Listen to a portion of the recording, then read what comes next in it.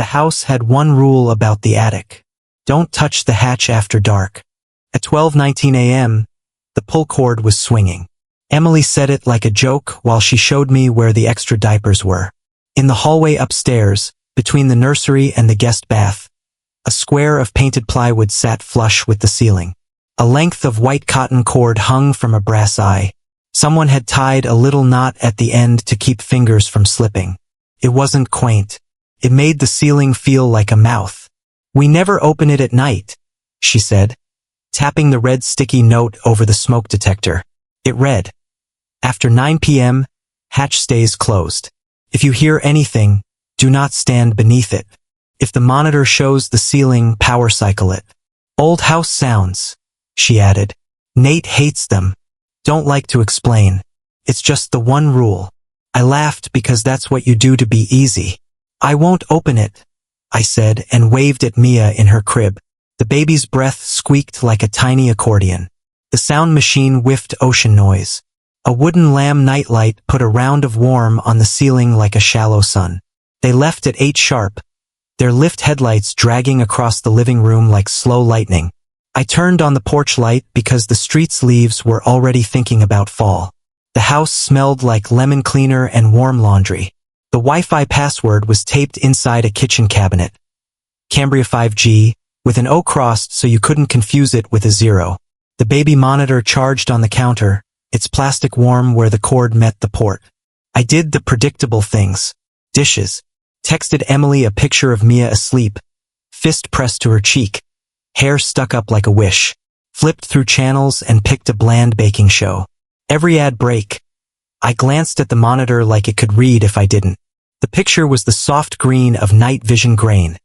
Mia's chest rose under a knit blanket. Once, the top of the frame brightened like the camera tried to adjust to a light that wasn't there. I told myself the lamb nightlight had hiccuped. At 10:42, the house settled with an audible sigh. In the hallway upstairs, something creaked once with intention. I listened over the fake ocean. Came again, softer, would waking up, then quiet. I told myself old beams talk to temperature. I told myself the attic was wood and nails and dust. I carried the monitor upstairs to brush my teeth, because whoever designed baby monitors wanted you to take your fear with you from room to room. The attic cord hung very still. The red sticky note by the smoke detector looked darker now, like it had bled through from the glue. The rule was a rectangle of stop in the hallway. On my way back toward the stairs, I passed under the hatch without thinking and felt wrong, like you feel stepping onto a moving walkway that didn't move. I took 2 fast steps and only then realized I'd been holding my breath. At 11:13, the air changed. The AC clicked off and didn't click on again, and the house felt like a held note. Nothing moving to remind you the world works. The baking show cut to another ad and the porch camera pinged my phone. Motion detected. The clip was 6 seconds of moths tapping at the glass. I swiped it away. The monitor screen flickered to the ceiling for a heartbeat. Gritty white paint, a hairline crack, the corner of the hatch. Then back to Mia. I power cycled it like the note said. The plastic hummed as it woke. I don't know when I fell asleep. I woke because of nothing. The TV had decided I didn't exist and shut its light. The digital clock on the cable box said 12:18. The sound machine upstairs whooshed steady, but under it something else threaded my name, the way a crowded restaurant hides your friend's call. I sat up. My heart did that small dog bark, too fast to be useful. The monitor again showed the ceiling. Not a glitch this time. It stayed there. The camera angle hadn't moved. It never moves. But somehow it had. The green grain parsed plaster. The little knot of the attic cord ghosted down into frame, gently swaying as if breath had found it. I pinched the power again, off and on. The screen came back to the same slice of ceiling. I said out loud, no, because the house was very good at yes. I took the stairs slowly because slow felt like control. The nightlight painted the nursery door gold. I could see part of Mia's wrist and listen without opening. She slept, breath a thin whistle. The hallway smelled colder than downstairs. Not draft cold. Kept cold. Like something stored. The attic cord moved. Traced a small oval. Then settled. Then nudged again. Not wind, direction wasn't random. Under the hatch was the only place that made sense to stand if you wanted to look. The note said not to stand there. I stopped halfway.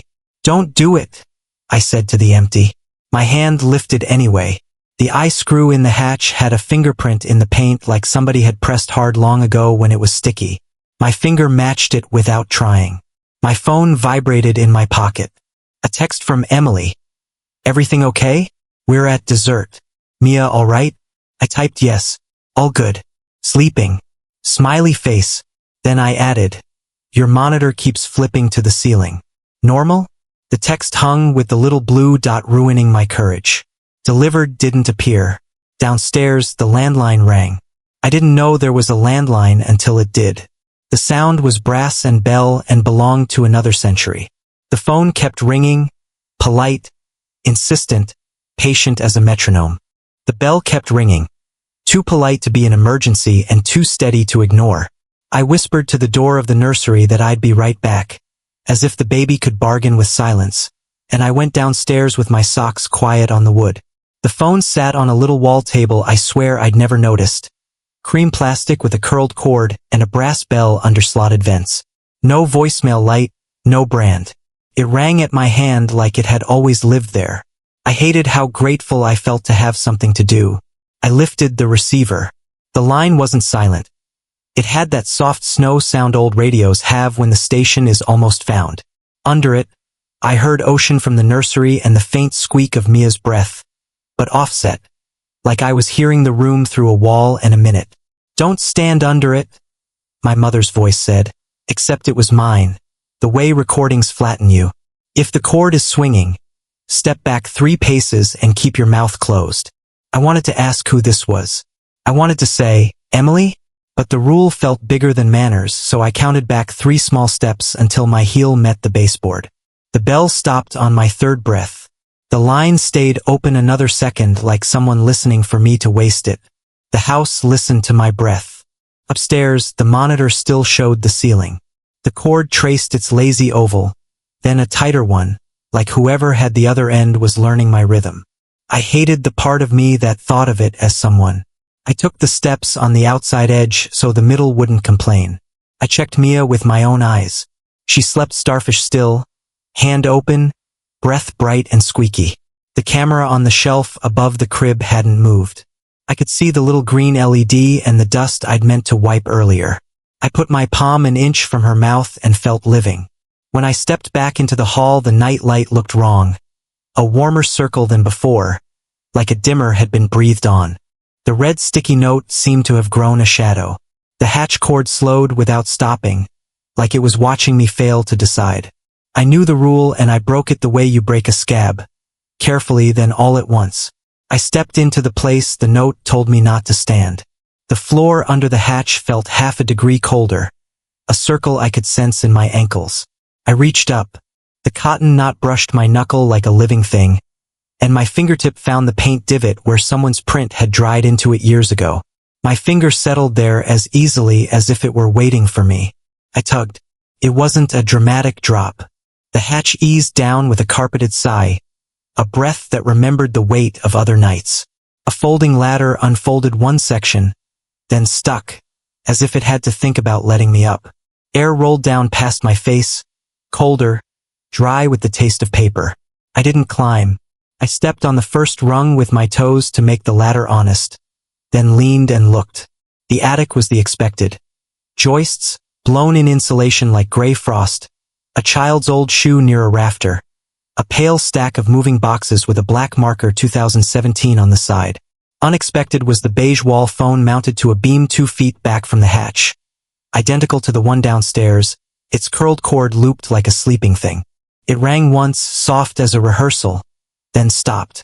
The metal finger stop on the rotary was warm as if a mouth had breathed there. There was a sticky note on the beam below it in the same red stock Emily used for the smoke detector. After 9 p.m., do not answer up here, it read. If it rings, step back 3 paces and keep your mouth closed. The handwriting was hers. The underline was mine. I didn't write it. I know my underline though. I dragged the tail a little too far, like a checkmark. The ink had bled into the post grain. The blade tail curved toward the hatch and ended right where my toe held the rung. My phone buzzed in my pocket, a vibration I felt in the arch of my foot. I pulled it out one-handed. Emily's text had finally delivered. "Yes, all good," she wrote. Then, a second bubble, "Don't stand under the hatch. If it's swinging, step back 3 paces. My stomach stepped first. Behind me, the ladder sighed another inch. The attic phone rang again, single bell, and cut. From the nursery, Ocean whooshed faithful, and under it Mia's tiny squeezed toy breath. I put my hand flat against the beam to steady myself and felt grit. The fine glassy kind insulation leaves. There was a second sticky note tucked against the hatch's underside, only visible from here. It was old. The red had browned. The corner had been mended with clear tape that had yellowed. It said, in a hand I didn't recognize, "If it says your name in a voice you love, don't answer." I climbed one rung because I am not who I wish I were. I didn't put my head through, just my eyes. The attic wasn't empty. Near the far rafter, an old baby monitor camera pointed down toward the hatch. Same model as the one by Mia's crib, same green LED. A cable ran from it into darkness.